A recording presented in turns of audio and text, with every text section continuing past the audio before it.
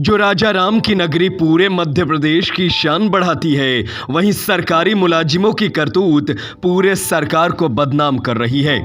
वैसे तो निवाड़ी में पिछले 2 बार से भाजपा की सरकार रही हो, लेकिन अब पूरी सृष्टि को चलाने वाले भगवान राजा राम भी अगर यहां के भ्रष्ट प्रशासन को देख रहे होंगे तो उन्हें माफ नहीं करेंगे। ओरछा नगर में भ्रष्टाचार चरम पर है। ऐसा कोई गलत काम नहीं जो धार्मिक नगरी में ना हो रहा हो। फिलहाल आज हम बात करने वाले हैं यहां की स्वास्थ्य व्यवस्थाओं की, जिसे लेकर सूबे के मुखिया शिवराज सिंह चौहान बड़ी बड़ी बातें करते हैं, लेकिन असल में उनके ही जिम्मेदार अधिकारियों ने सरकारी अस्पतालों की हालत बद से बदतर कर रखी है। यहां इलाज की उम्मीद भी नहीं की जा सकती। लोग हजारों रुपए खर्च करके निजी अस्पतालों में क्यों जाते हैं, इसका आज हम खुलासा करने जा रहे हैं। पहली बात तो ओरछा जैसे नगर में देश ही नहीं बल्कि विदेश से भी हजारों की संख्या में लोग रोज यहां आते हैं, लेकिन यहां की स्वास्थ्य व्यवस्था पूरी तरह से विफल है। कहे तो बड़े बड़े नेता, मंत्री और अधिकारी यहां पहुंचकर राजा राम के दर्शन करने को आते हैं, लेकिन यहां की बदहाली किसी को नजर नहीं आती। आज हमें यहां मिलने वाली सरकारी व्यवस्थाओं की बात इसलिए करनी पड़ रही है क्योंकि हमने देखा है कि प्रतिदिन गरीब, साधु, संत और यहां दूसरों की प्रसाद को पाकर जीवित रहने वाले निर्धन एक एक करके मर रहे हैं। इसका कारण जानने के लिए हमने अपने पत्रकार को नजर रखने के लिए लगा दिया। इसके बाद 2 दिन पहले हमने पाया कि एक साधु जो दूषित खाने की वजह से बीमार था, उसे किसी तरह समाज सेवी व ओरछा के संत नरेश रिचारिया के माध्यम से ओरछा के सरकारी अस्पताल पहुंचाया था। लेकिन हमें सूचना मिली कि अगले दिन फिर से बीमार व्यक्ति सड़क पर पड़ा था। इसके बाद दोबारा उसे एक रिक्शा चालक की मदद से हमारे संवाददाता ने संत नरेश रिचारिया के साथ उसे अस्पताल पहुंचा दिया। लेकिन इस बार तो वहां मौजूद चिकित्सकों ने न सिर्फ अपनी जिम्मेदारी को निभाने से इनकार कर दिया, वहीं मरीज को गंभीर हालत में देखकर प्राथमिक उपचार से इनकार करते हुए झांसी मेडिकल ले जाने की निशुल्क सलाह दे डाली। आप भी देखिए ये पूरा नजारा। देखिए, हम इसको रोजाना 108 की एम्बुलेंस में मंदिर से भेजते हैं। यहाँ पर सरकारी दवाखाने में लेके आती है ओरछा में एम्बुलेंस, और फिर यहाँ से फिर छोड़ दिया जाता है। फिर ये रोड पे पड़ा हुआ मिला। आज ये रिक्शा वाला लेके आया है, ये रिक्शा वाला लेके आया है, इसको रास्ते में मिला हुआ है, पड़ा हुआ है, और ये रिक्शा वाला उठा के फिर से इस हॉस्पिटल में लेके आया है। अभी हम यहाँ के डॉक्टर साहब से पूछ रहे हैं इधर की क्या परेशानी है और क्यों बार बार इसको जो है भेज दिया जाता है। तो डॉक्टर साहब क्या बोलते हैं अभी सरकारी दवाखाने के आपके समक्ष है। डॉक्टर साहब, इसका प्राइमरी ट्रीटमेंट कर दिया गया है। ये 3 दिन से रोज हमारे पास आ रहा है। जो हम इसका प्राइमरी ट्रीटमेंट कर सकते हैं उतना कर दिया गया है। अब इसको चाहिए प्रॉपर एडमिशन, जो कि झांसी मेडिकल कॉलेज में एडमिट रहे 4 से 10 दिन। कोई व्यक्ति इसके साथ जाए, आप जाए, आपके साथ का कोई व्यक्ति जाए, इसको भर्ती करा के आए। हम 108 की व्यवस्था कर रहे हैं, इसको लेकर जाना पड़ेगा, एडमिशन करना पड़ेगा। ये PSC है, जितनी यहाँ व्यवस्था है उतना। अभी आपके पास जब से आया है 3 दिनों से ट्रीटमेंट कर रहे हैं, है ना। लेकिन ये कल जो है, कल शाम को उधर पड़ा था, परसों आपने छोड़ दिया था इसको। छोड़ नहीं दिया था, चला जाता है। कौन वो तो चल भी नहीं पाता तो कैसे चला जाएगा? कौन छोड़ने आता है? मैं अपनी गाड़ी में ख्याल कर जाता हूँ। तो ठीक है, एक आदमी अगर मरीज हॉस्पिटल से भाग जाता है तो आप उसकी FIR दर्ज कीजिए। अगर भाग जाता है, आपके पास एडमिट अधिकारी नहीं, आप डॉक्टर हैं। अच्छा, आपने क्या ट्रीटमेंट किया इसका? क्या ट्रीटमेंट किया है इसका? हाँ, ट्रीटमेंट सब किया, दिखाई ना अभी आपको फोटो में। हमें थोड़ा सा हमें पर्चे की कॉपी दीजिए। बोतल भी चढ़ाई है, दवाई भी दी है, अच्छा, सब दिया है इसको। अच्छा, दिखाई आपको मैंने फोटो अभी मोबाइल में, देखिए ना आपने? नहीं, हमने नहीं देखी। बोल रहे हैं नहीं देखी हमने। इनने देखी है, दिखाइए इनकी तरफ कैमरा कीजिए। ठीक है, क्या दिखाई बताइए ना, दिखाइए कैमरे में, दिखाइए ना आप क्या दिखाइए, क्या किया है, दिखाइए ना, सबको पता चलना चाहिए। आपने भी किया है सेवा, अच्छी बात है। दिखा रहे हैं, 1 मिनट।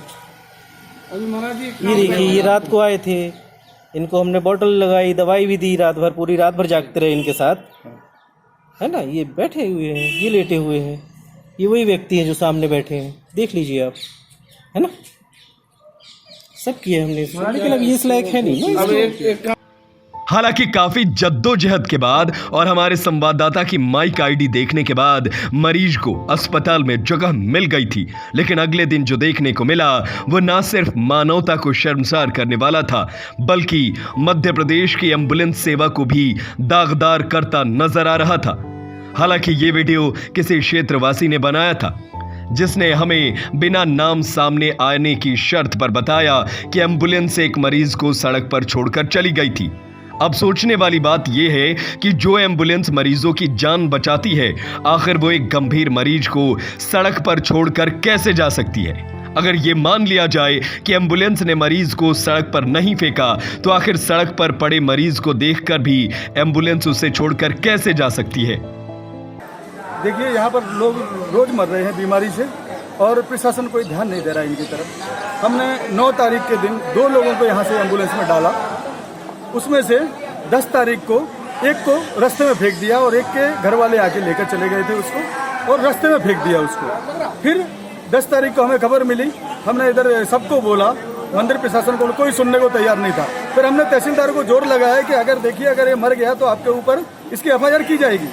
फिर मंदिर प्रशासन जागा, मंदिर प्रशासन ने एम्बुलेंस को फोन किया, लेकिन एम्बुलेंस नहीं आई। फिर पुलिस को फोन किया, ओरछा पुलिस ने मदद की, स्ट्रेचर लेके आए, ओरछा पुलिस स्टेशन की एम्बुलेंस लेके आए और इधर से स्ट्रेचर पे ले जाके उसको 10 तारीख को फिर से ओरछा के स्वास्थ्य केंद्र में भर्ती कर दिया गया। भर्ती करने के बाद में फिर 11 तारीख को ये लोगों ने एम्बुलेंस से उसको बाहर रोड पर फेंक दिया, रास्ते पर गेट के पास। फिर हमें जानकारी मिली, हम गए, तब तक एक रिक्शा वाला उठा के हॉस्पिटल ले गया था उसको। तब तक हम पहुंचे तो हॉस्पिटल के गेट पे वो खड़ा था और ये लोग उसको हॉस्पिटल के अंदर नहीं ले रहे थे। हमने इनकी भी आपको सूचना दी। फिर हमने तहसीलदार महोदय को उधर से फोन लगाया, तहसीलदार की भी बात कराई उससे, फिर भी उसको नहीं लिया उन्होंने।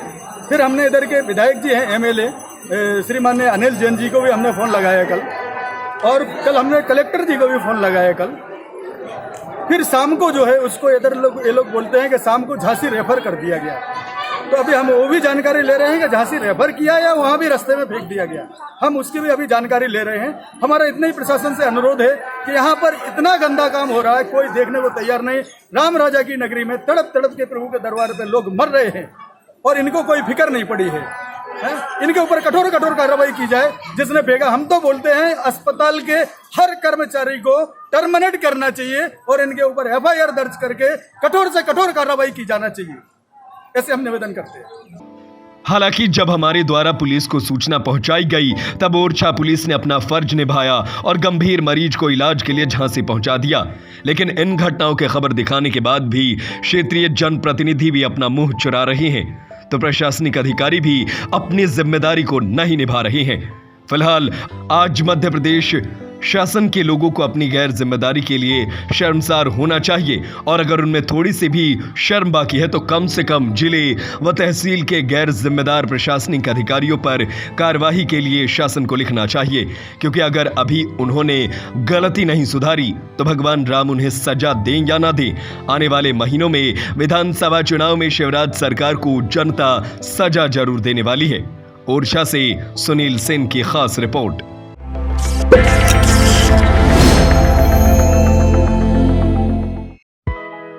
जीवन के सपनों को करे साकार, बेहतर शिक्षा ही है तरक्की का आधार। शिक्षा के साथ देश को बढ़ाएं उन्नति के मार्ग पर, यही है हमारे संस्कार। श्री रावतपुरा सरकार ग्रुप ऑफ इंस्टीट्यूशन, आरी, उन्नाव, बालाजी मार्ग, Jhansi. M pharma, B pharma, D pharma, nursing, B.Ed, DL.Ed, BA, ITI के साथ कई प्रोफेशनल एजुकेशन के लिए आज ही एडमिशन लें। भोजला मंडी के पास, उन्नाव, बालाजी मार्ग, ग्राम आरी, झांसी। शिक्षा, संस्कार, समर्पण। हमारा संपर्क नंबर है 70 68 28 0627।